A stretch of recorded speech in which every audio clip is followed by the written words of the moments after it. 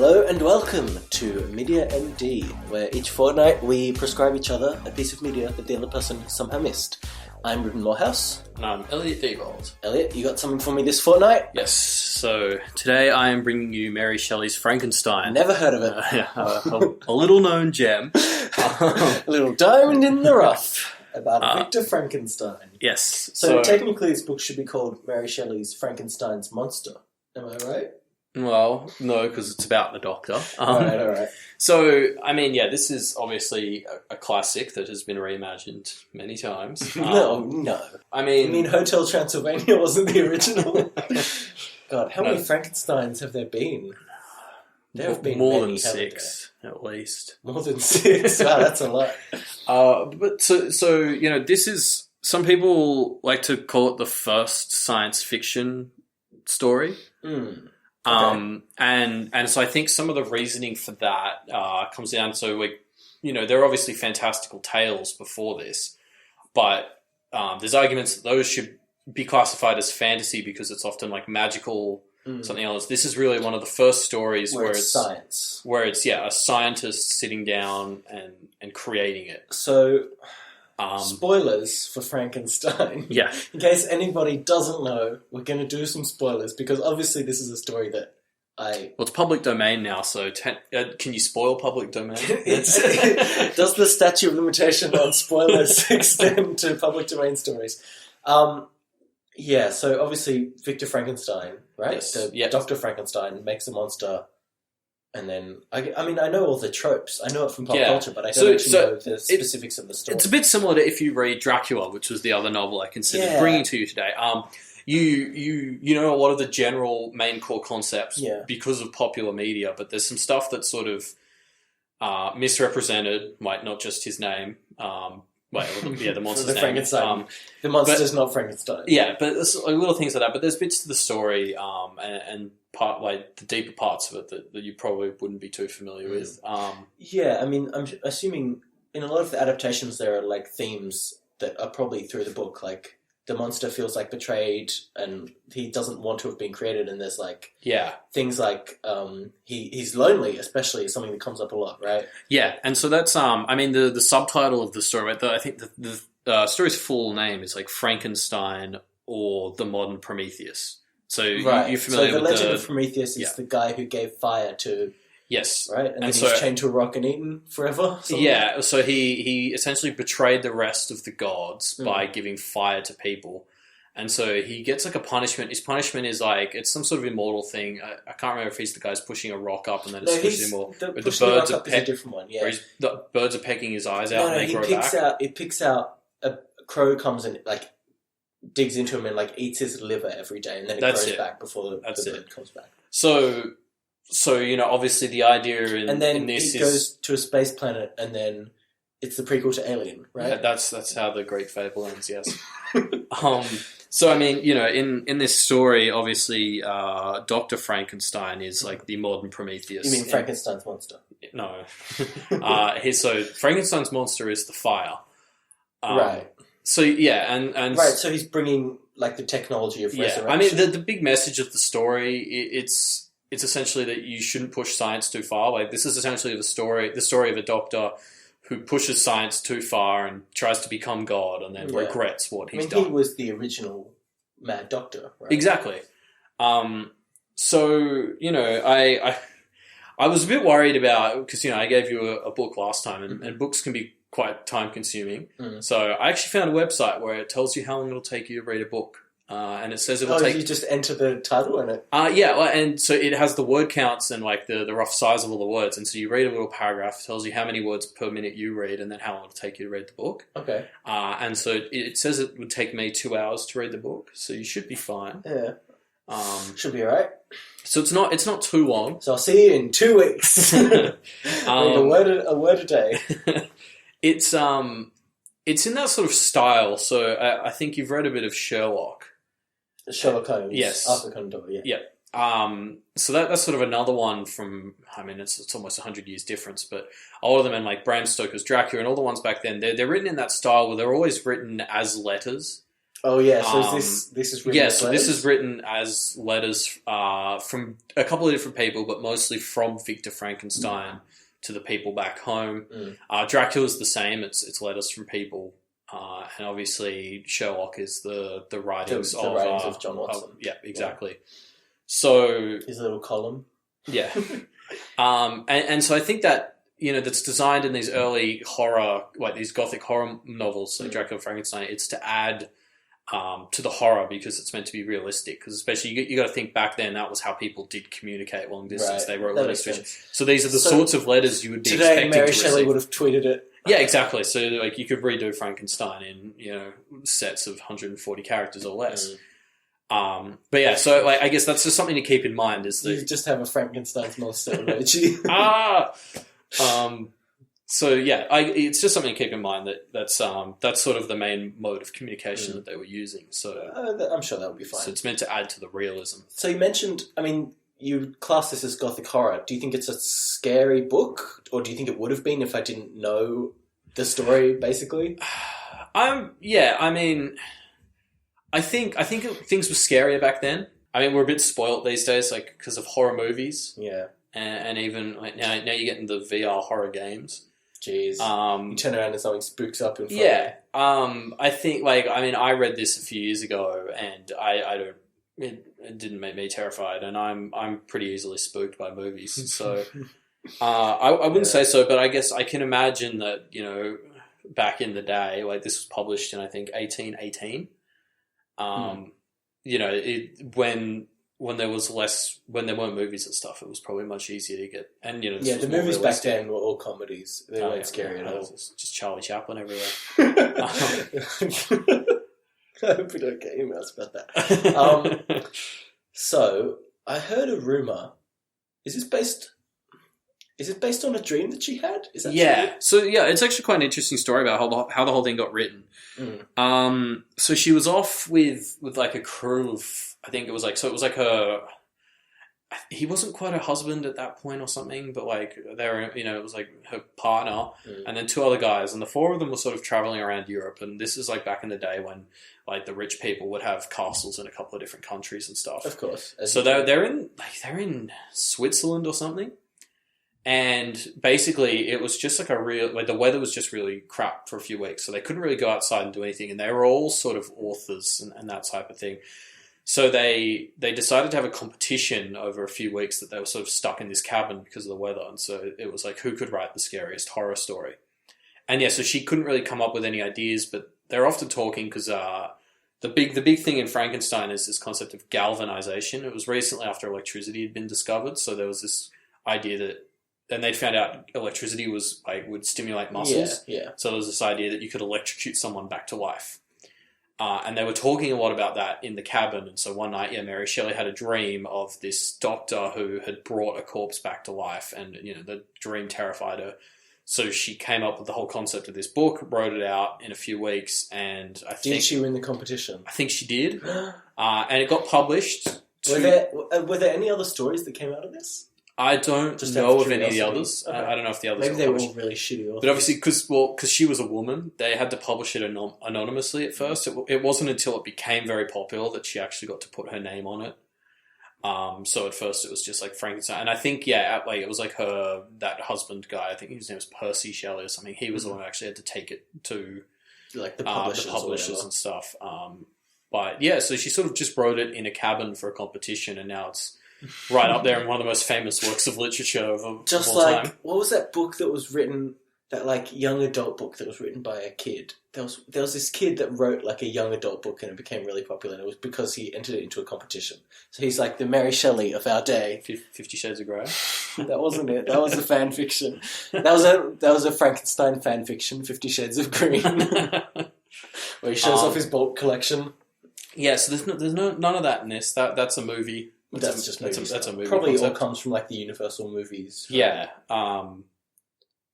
So I mean, it's quite an interesting story, sort of how it got put together, and it's quite an interesting book. Like I said, it sort of explores that concept of humanity's role like on Earth, like when are we going too far? Mm. Especially like, you know, if you felt this way back then, you can imagine. Yeah, but it's quite an interesting read. I quite like these old school, this style of the letter writing. I don't know what it is that appeals to me about it, but like I really enjoyed reading Dracula, this, and the Sherlock Holmes books. I quite like that style where it's like somebody recounting it. Correspondence stories. Is that the word for it? Or did I just Probably not. I mean, it sounds correct. It could be. So, are these themes of like science going too far and stuff? Are they just through the book, or are they things that Mary Shelley really kind of felt? I'm not too familiar with the rest of her life. Did she ever? What happened to her after this book? Do you know? I don't know off the top of my head. I'll have to look it up. Didn't do your research, bro. I'll talk about it in 2 weeks, I guess. Yeah, you got 2 weeks to find out, to track her down. We can do a Where Are They Now on Mary Shelley. Yeah, exactly. But I mean, she was obviously pretty terrified about all this stuff to put it in this book. She was, I think she was 16 or 18 when she wrote it. Jeez. So, yeah. I'm 4 years overdue for my Frankenstein. Anyway. Better get writing. Maybe this podcast is my Frankenstein, huh? Huh? No. Alright, see you in 2 weeks. Is there anything else you want to say about it? No, I think that's everything. I'll just let you get into it. 2 weeks. See ya. See ya.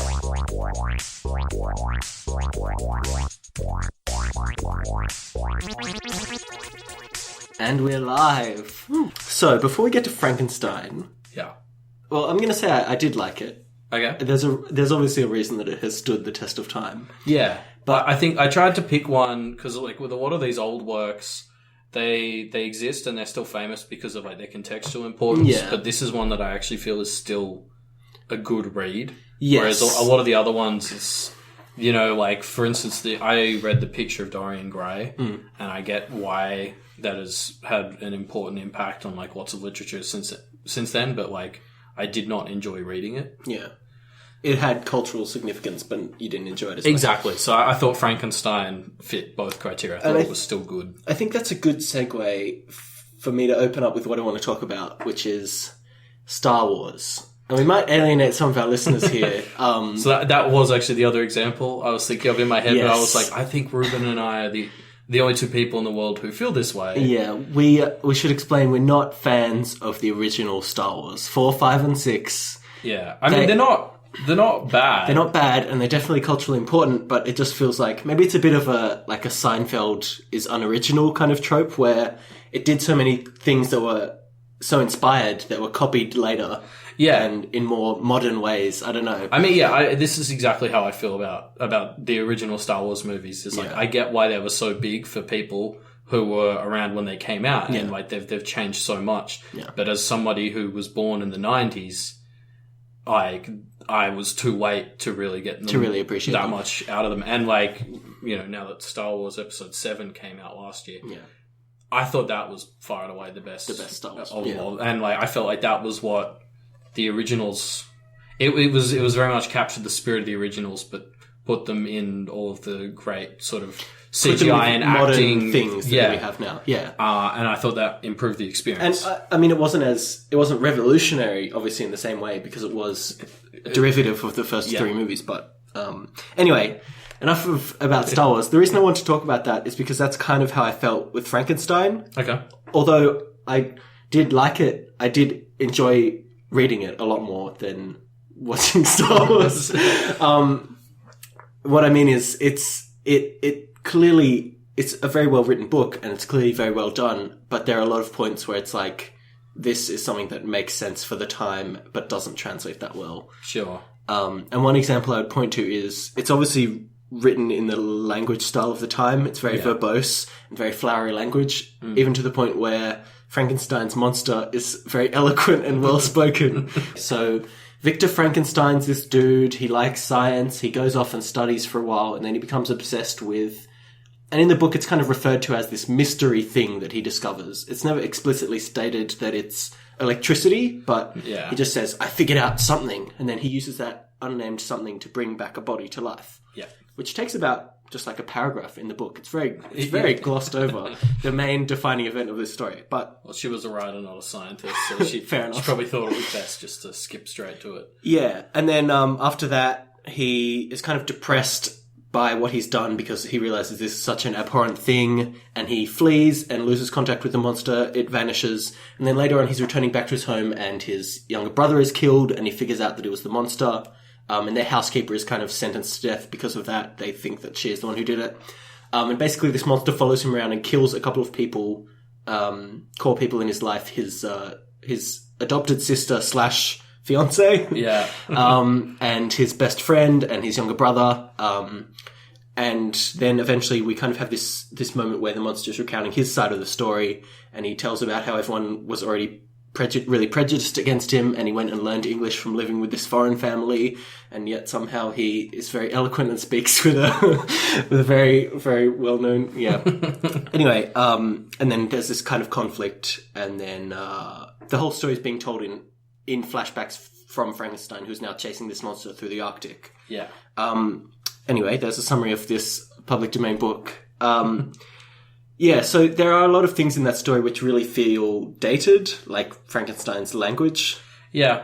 I mean, I guess an interesting comparison, I think I brought it up in the first half, was I talked briefly about like Sherlock as another example of something that was written. It was John Watson's journals. And then if you look at that modern Sherlock show with Martin Freeman and Benedict Cumberbatch, it's like they did a very good job in the first 2 seasons of taking the old Sherlock stories and putting them into the modern world. Yeah. Apart from Hound of the Baskervilles, which they butchered. Yeah, turned into weird gas. But particularly like some of the earlier episodes, they took like, it was a horse cart driver and he was a cab driver. A cabbie, and so they did good changes like that, and I think that was part of that series' success, is that it contained enough of the spirit of the originals that like old cranky fans loved it. Yeah. But it was modern enough that everyone else could enjoy it. Yeah, and obviously this is the original, so it's kind of, in some ways it's a bit unfair to judge it on that standard, but I still have to do that because I'm not reading it at the time. Another thing that comes up is, at the start of the book, Frankenstein is talking to this captain who finds him in the Arctic. Yeah. And telling him about his life story, and it's very hinted that there's a lot of like messed up stuff that is happening in his life. And there's a lot of mystery surrounding that in the first, I'd say, third of the book, when Frankenstein is recounting like how he was growing up and when he went off to study at this boarding school or college, I think. Yeah. And a lot of the mystery is really supposed to, it feels like the mystery is supposed to carry you through that because it's a lot of backstory heavy. But because obviously I already know exactly what's going to happen to a lot of degrees, it does feel like it falls flat in that way because I already know what's going to happen. Sure. Yeah, so, I mean, it's hard because I have to try and put myself in the mindset of what would it be like if I had never read, if I had never heard of this story or any of the subsequent stories about it, I'm not sure, because I think even then, I mean, the elevator pitch for the book, even back then, if you were somebody who'd read it in the 17th century, and then you're trying to sort of say, this is what it's about. The elevator pitch. What's the equivalent of the elevator pitch? I mean, it'd be like a doctor brings a dead body back to life and, things go wrong. But it's the thing that I liked about it is a lot of the major points from later adaptations, which I was expecting to be such a huge part of the book, really weren't. Like, actually bringing the body back to life is not important in the book, really. It's just about what happens after. In the movies, that's like the big That's scene. the goal. That's the goal of the movie. Yeah. And I mean, you say the same thing. So like going back to another book like Dracula, he's actually like sunlight is fine in Dracula. It was the movie Nosferatu that added the element that it killed them. I think sunlight weakened vampires in Dracula, but it never killed them. Yeah. And so I guess there were still a couple of really nice surprises reading through this book. I mean, I didn't know the full extent of Frankenstein's story and how he was like, how he learned English by watching this family through the cracks. And there's Frankenstein's monster, sorry. And there's this scene where he finally is willing to introduce himself to this family that he calls his protectors, that he has kind of watched for ages. And what he decides to do that is their grandfather is blind, and so he hopes that if he meets the grandfather first, he'll be able to kind of introduce himself and get to know the grandfather, and then that will carry him through. Yeah. And it's a good plan, right? But it fails because the rest of the family comes home first and everything starts going to hell. Yeah, they freak out. Yeah, and you really feel for him. Even though he's killed people, he kind of tells his side of the story and do really feel for him.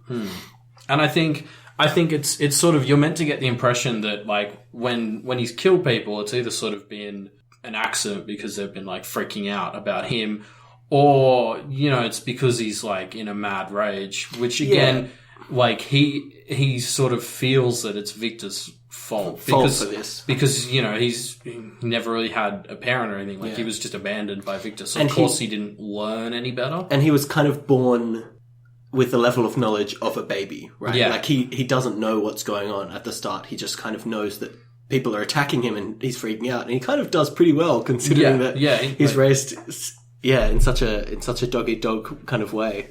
I guess part of it, like, going back to what you're saying, that he was so eloquent. I mean, if you're thinking about it, this is all being recounted by Victor, so he could be paraphrasing. He could be paraphrasing, that's true. The monster might have been less eloquent. Could be more like me, Frankenstein. Yeah.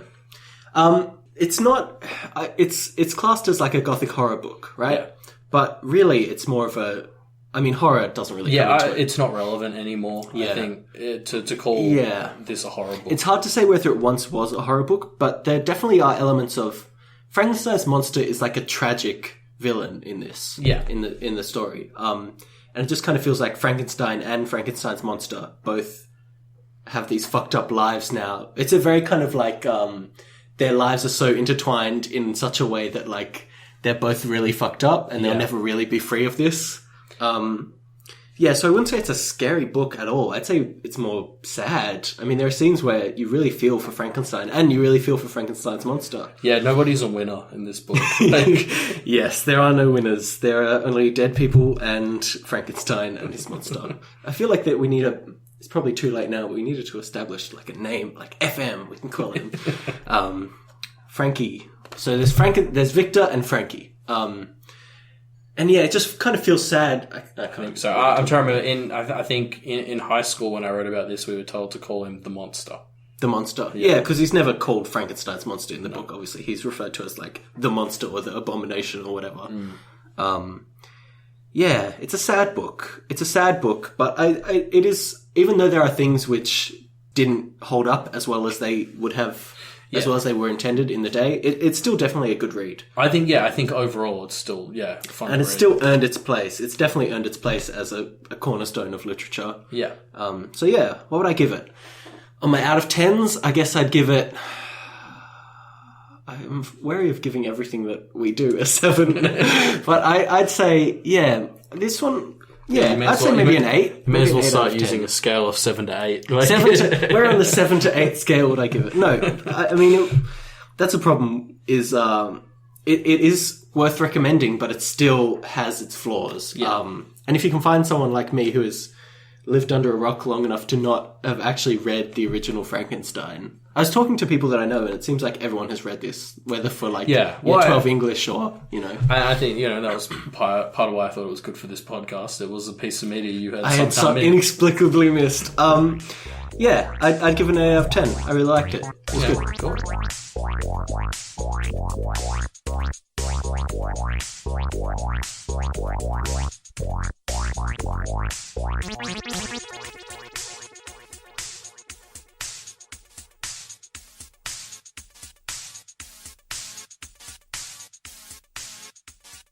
Thanks for listening to another episode of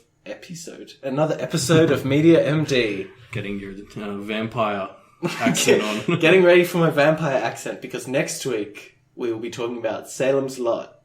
Have you ever heard that small towns are the lifeblood of America?